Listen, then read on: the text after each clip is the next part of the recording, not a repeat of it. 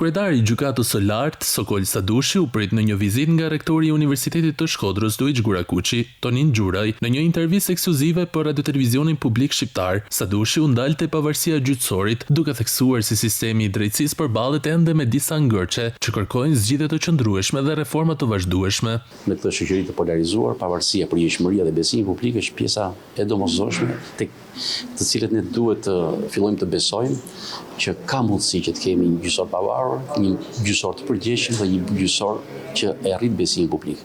Në fakt, polarizimi e krijon një lloj situate të vështirë, e bën të pabesueshme drejtësinë, por është detyra jonë. Është detyra në radhë parë e vetë sistemit të drejtësisë që të performojë ashtu siç duhet, të performojë me profesionalizëm, të performojë me integritet, të performojë me besim, për ta bërë me të vërtetë drejtësinë ashtu siç duhet të jetë, një drejtësi që ka akses qytetarit dhe një drejtësi që besohet nga qytetarit. Ai komentoi gjithashtu edhe qëndrimin e komisioneres për zgjerimin në Bashkimin Evropian Marta Kos, lidhur me luftën kundër korrupsionit, duke vënë në dukje rëndësinë e përmbushjes së standardeve dhe përçmërive ndërkombëtare. Ne duhet jemi të hapur. Pa diskutim që sistemi i drejtësisë ka problematika të mëdha.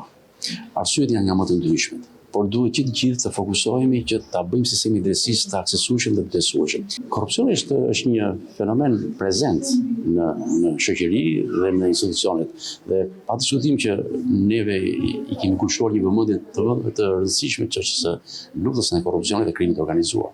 Jo pa qëllim ne kemi edhe një gjykatë posaçme që merret posaçërisht me këtë element.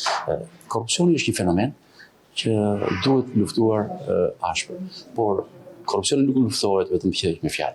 Korrupsioni luftohet duke punuar. Në përfundim, Sadushi theksoi se rruga drejt një sistemi drejtësie të besueshëm dhe të pavarur kërkon angazhim të vazhdueshëm institucional, profesionalizëm dhe transparencë.